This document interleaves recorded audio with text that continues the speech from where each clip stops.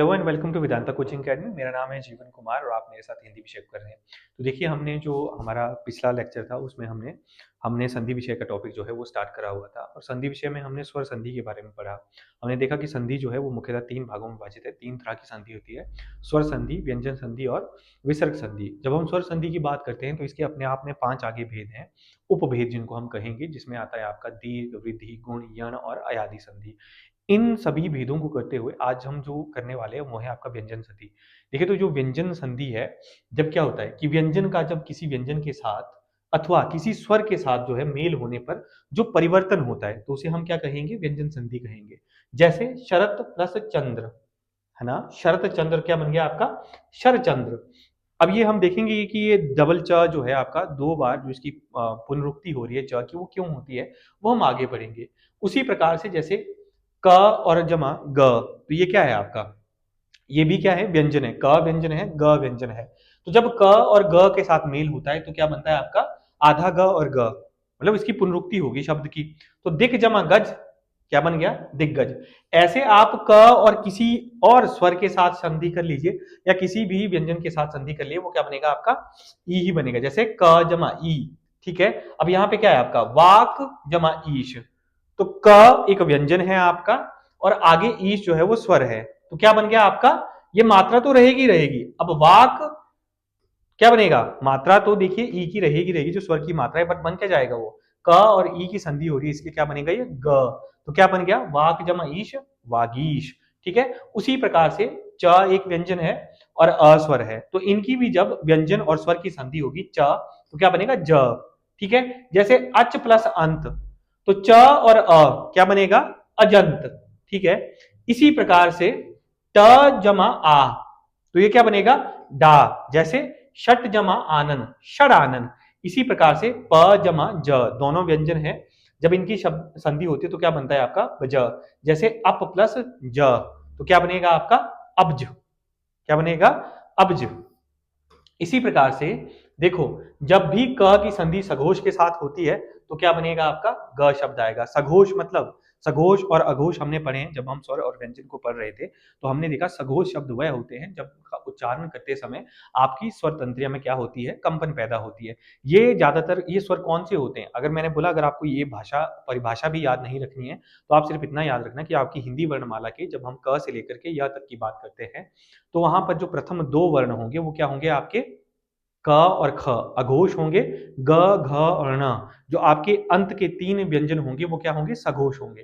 तो क और जब सघोष मिलेगा, जैसे हमने पढ़ा क के साथ जब हमने ग की संधि देखी तो क्या बना वो? है ना? सघोष होगा तो क्या होगा? वो ग बन जाएगा, फिर वो डबल ग हो गया। और क के साथ घ या ई किसी की भी स्वर की संधि होगी तो वो ग ही बनेगा। ठीक है। च के साथ सघोष होगा तो वो क्या बनेगा? ज ही बनेगा। ट के साथ कोई भी सघोष व्यंजन होगा तो वो क्या बनेगा? ड बनेगा। त के साथ कोई भी सघोष व्यंजन होगा वो द बनेगा। और प के साथ कोई भी सघोष व्यंजन होगा तो वो ब बनेगा। अब इससे मैं आपको और सिंप्लीफाई क्या करूं? जो आपकी हिंदी वर्णमाला के जो सघोष व्यंजन है, जो कि अंत के तीन होते हैं, व्यंजन में क्या हम क्या बोलते हैं? पंचमाक्षर बोलते हैं ना उसको, पंचम व्यंजन होते हैं पंचम अक्षर, क ख ग घ य, है ना? तो इसके जो प्रथम दो हैं वो अघोष होते हैं, अंतिम तीन क्या होते हैं? आपके सघोष होते हैं। तो क के साथ कोई भी सघोष व्यंजन आया वो ग बनाएगा। च के साथ कोई भी सघोष व्यंजन आया वो ज बनाएगा। ट के साथ ड बनाएगा। त के साथ घ सघोष आया तो क्या बनाएगा? द बनाएगा। और प के साथ यदि कोई भी सघोष व्यंजन आएगा तो वो क्या बनाएगा? ब बनाएगा।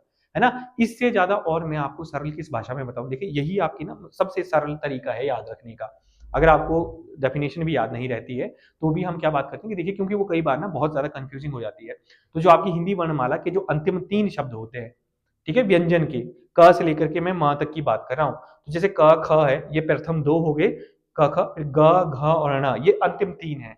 तो क की संधि जब इन अंतिम तीन वर्णों के साथ होगी तो वो क्या बनेगा? हमेशा ही आपका ग बनाएगा। मतलब क की संधि सघोष के साथ जब भी होगी, च की संधि जब भी सघोष के साथ होगी, ठीक है, ट की संधि जब भी सघोष के साथ होगी तो वो ये शब्द जो है वो बनाएगी। उसी प्रकार से जैसे सदाचार, अब त प्लस आचार, वो क्या हो गया? सदाचार। ठीक है। तो त हमेशा क्या बनाएगा आपका? द ही बनाएगा, पर वो जब सघोष हो और क्या हो? स्वर हो। सदा प्लस आचार, अब सत्चार। ठीक है। सत प्लस आचार क्या बन गया आपका अ, ये त है ना और आ है तो क्या बन गया आपका दा।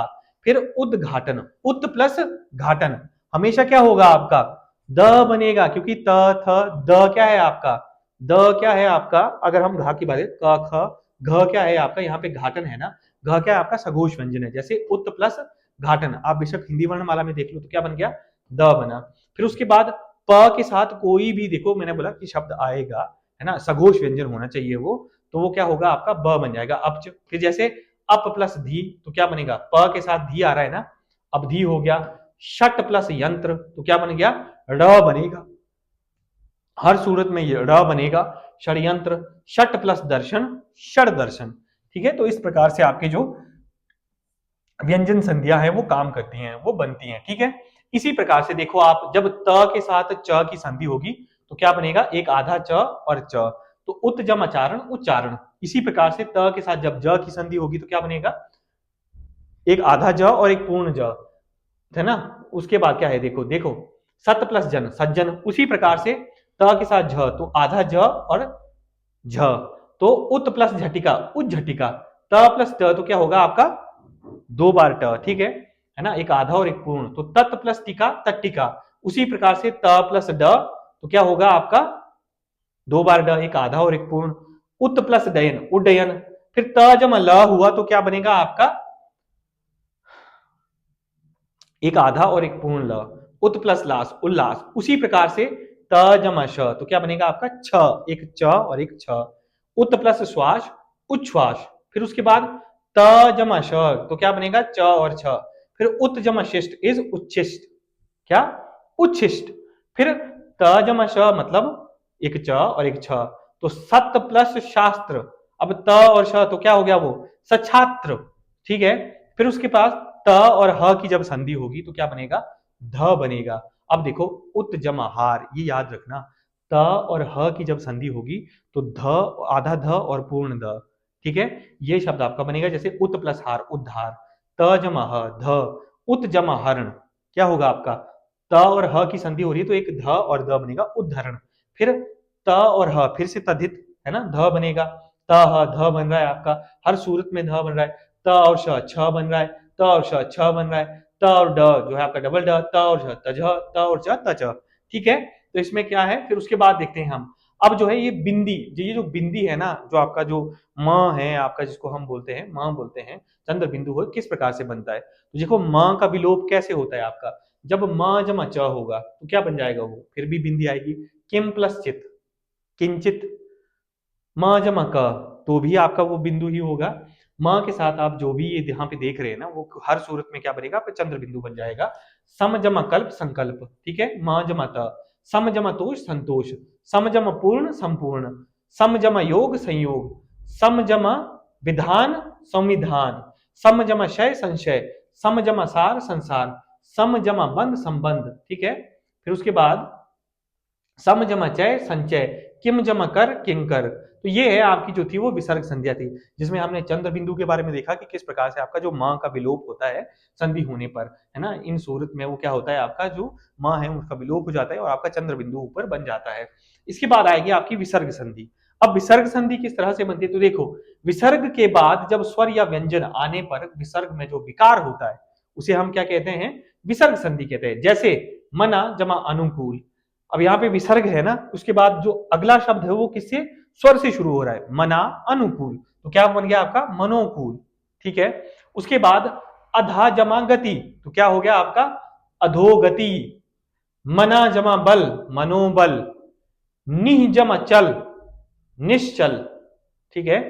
निह जमा छल निश्चल, दू जमा शासन दुशासन, नमा जमा ते नमस्ते, निह जमा संतान निस संतान, दुह जमा सासस दुस्साहस दुस्साहस, ठीक है।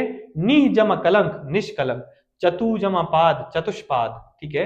निह जमा फल निष्फल, अंत जमा कर्ण अंतःकरण। अब एक बात यहाँ पर याद रखना, इन सभी शब्दों में याद रखना जहां पर भी आधा स, ठीक है, आधा श और आधा श और श, आधा स और स, आधा जो षटकोण वाला श है, जब भी ये शब्द आ रहे हैं वहां पर हमेशा ही विसर्ग संधि आ रही है। तो एक बहुत ही एक सिंपल सा ट्रिक है याद रखने का कि अगर आपने विसर्ग संधि का अगर आपको शब्द दिया हुआ है और वहां पे जैसे निष्फल अगर आपको नहीं पता लग रहा है इसको संधि विच्छेद करने पर भी, तो आपने याद रखना है कि जो षटकोण वाला जब भी आधा श आए, ठीक है, शलगम वाला आधा श आए, ठीक है, जैसे दुस्साहस में एक आधा स आया है तो वहां पर क्या होगा, हमेशा ही विसर्ग संधि होगी। एक सिंपल सा ट्रिक है, इसका आपने जो याद रखना है, ठीक है।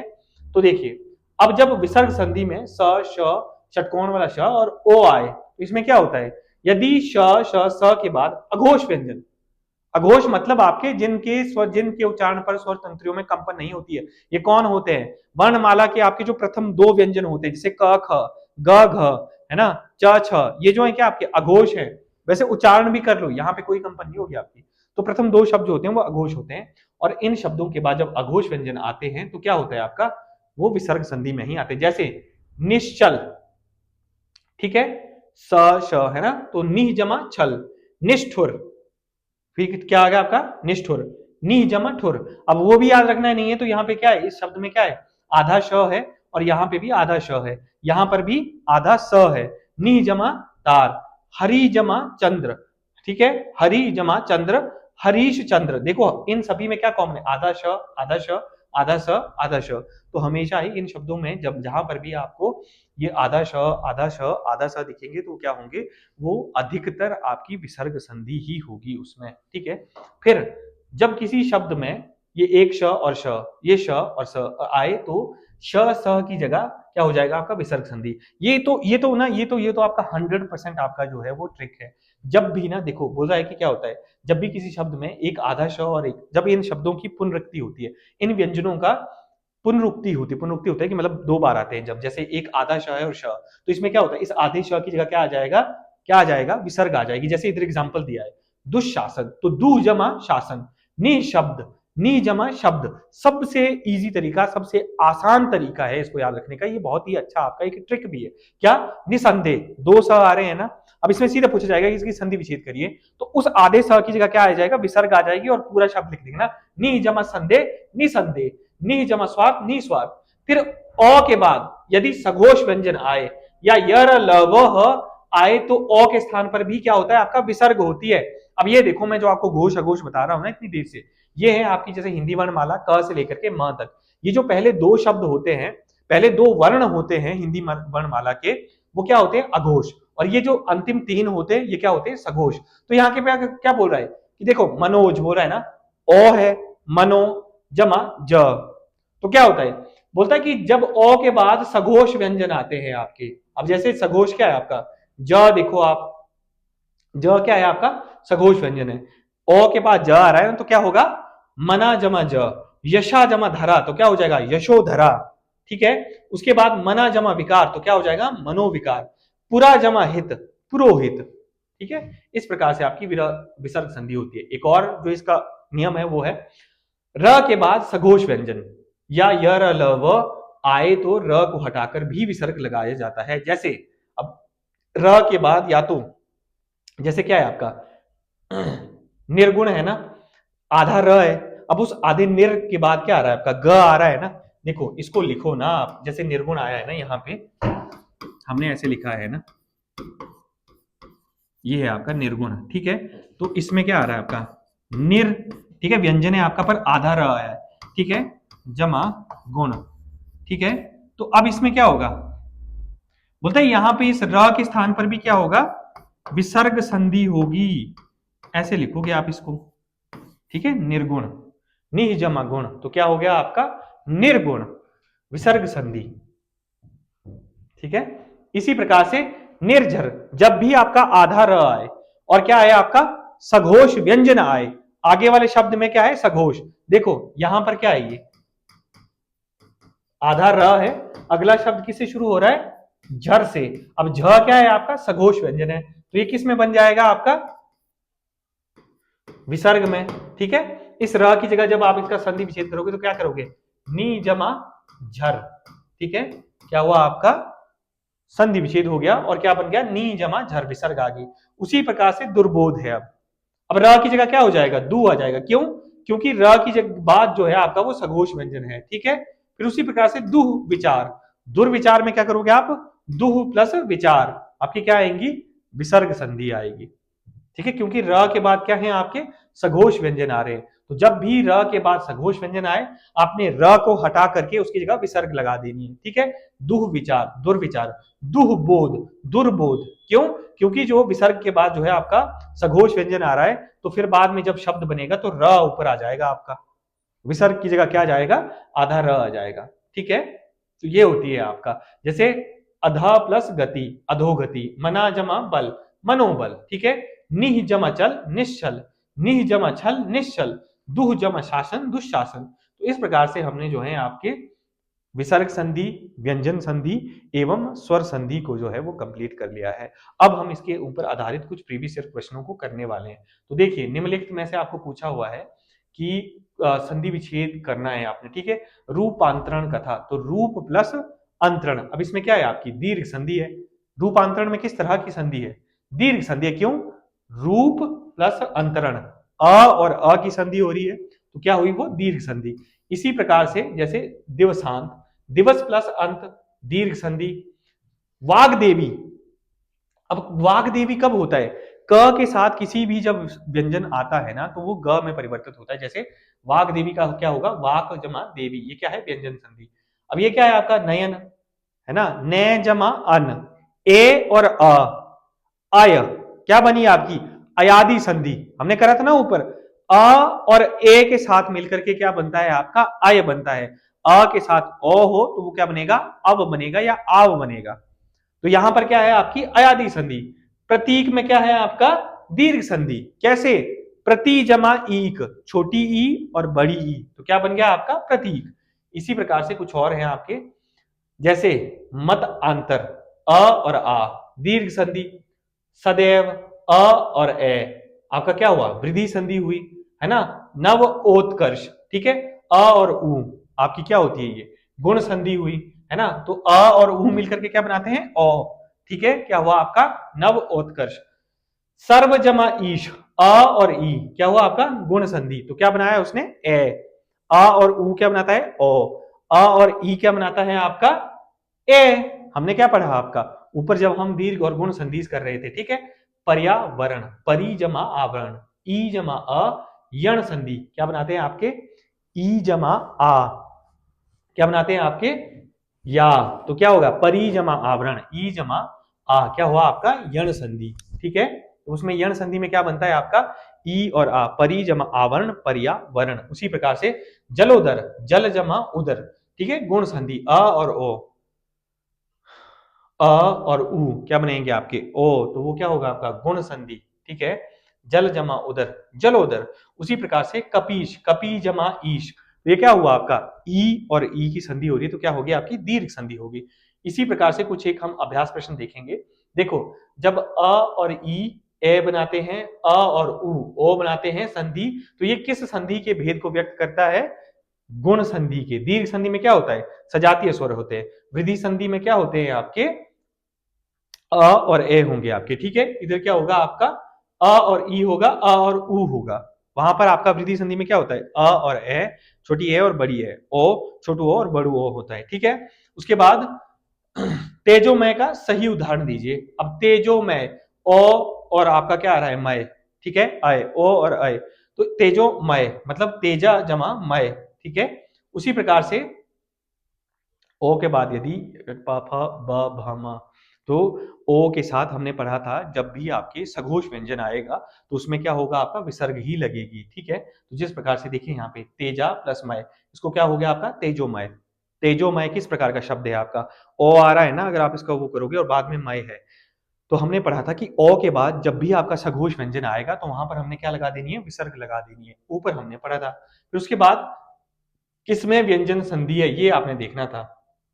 देखो सप्त अ जमा री, अर नी जमा, इसमें विधार आपकी वो होगी, क्या बोलते हैं विसर्ग संधि होगी। यहाँ पे निर्जमा अक्षर, निरक्षर, नी जमा अक्षर आएगा, विसर्ग संधि होगी आपकी।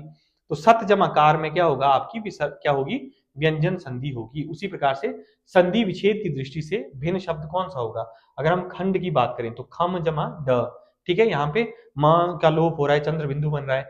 किम जमा नर, किन्नर हो गया आपका। है ना। सम जमा तोष, संतोष होगा।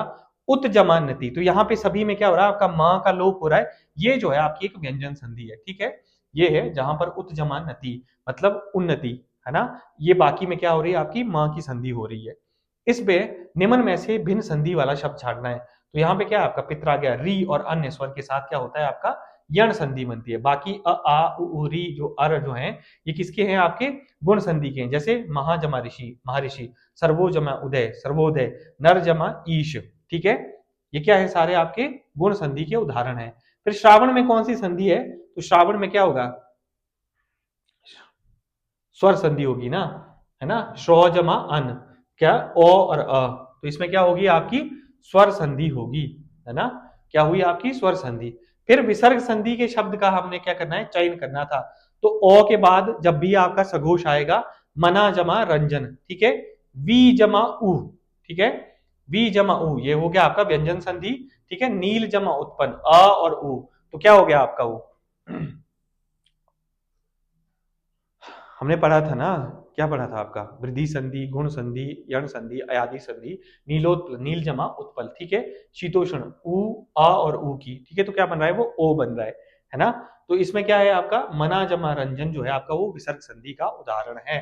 फिर इसी प्रकार से निम्न में से गुण संधि का उदाहरण कौन सा है। अब गुण संधि कैसे होगी आपकी, यहाँ पे तो क्या हो रही है, आपकी वृद्धि संधि हो रही है, क्योंकि सिंधु जमा उर्मी करो, छोटू ऊ और बड़ू मिलकर के क्या बनाएंगे, बड़ा ऊ भी बनाएंगे, दीर्घ स्वर ही बनाएंगे, आपका स्वर संधि हो रही है, कौन सी, दीर्घ संधि।